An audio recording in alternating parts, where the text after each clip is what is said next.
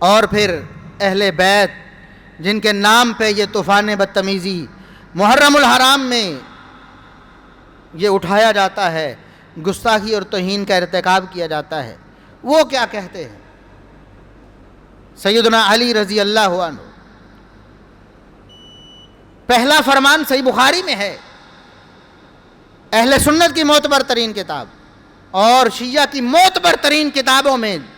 درجنوں کتابوں کا حوالہ کہ علی رضی اللہ عنہ، صحیح بخاری کے الفاظ یہ ہیں کہ علی رضی اللہ عنہ سے ان کے بیٹے محمد بن حنفیہ نے پوچھا،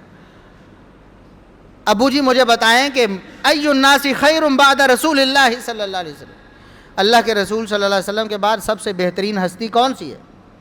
تو علی رضی اللہ عنہ بغیر سوچے فرمایا ابو بکر ہیں۔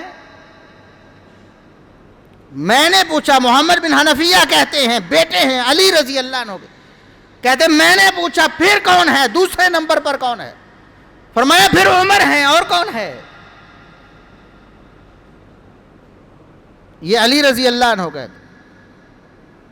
اور شیعہ کی معتبر ترین کتابوں میں کہ علی رضی اللہ عنہ کے 14 شاگرد بیان کرتے ہیں، 14 شاگرد، یعنی متواتر واقعہ ہے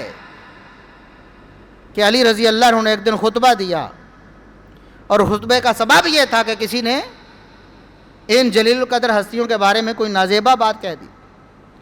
خطبہ دے کر فرمایا خیر هذه الامتی بعد نبیہا ابو بکر و عمر، لوگوں سن لو، علی کا فیصلہ یہ ہے کہ اس امت میں محمد الرسول اللہ صلی اللہ علیہ وسلم کے بعد سب سے بہترین ہستیاں ابو بکر و عمر کی ہیں۔ اور پھر صحیح بخاری کی حدیث ہے، عمر بن خطاب رضی اللہ عنہ کو شہید کیا گیا، اللہ کے نبی صلی اللہ علیہ وسلم کی وحی کے ذریعے پیش گوئی جو دی ہوئی تھی پوری ہوئی، شہید ہوئے عمر بن خطاب رضی اللہ عنہ۔ تو عبداللہ بن عباس کہتے ہیں جو خود اہل بیت کے فرد ہیں،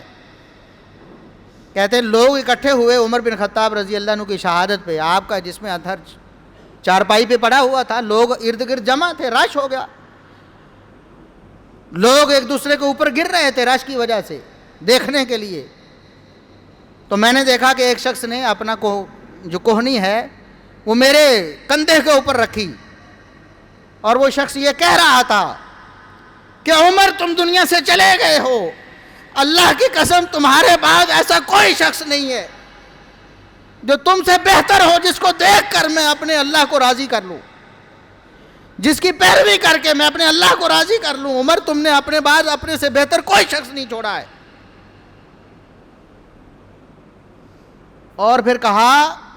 کہ عمر مجھے پتا تھا کہ تمہیں نبی کے پہلو میں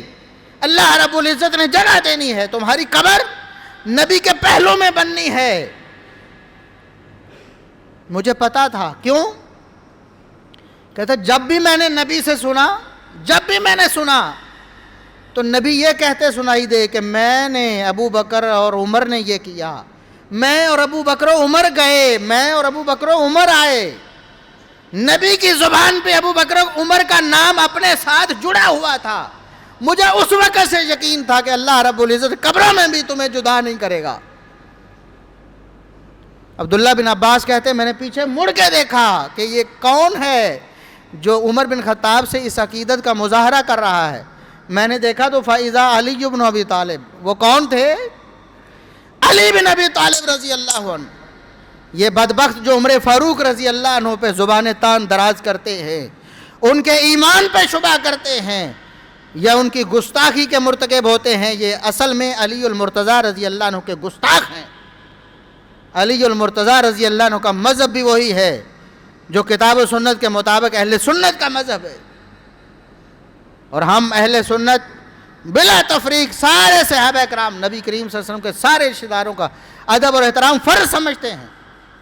اور ایسے بدبخت کو مسلمان نہیں سمجھتے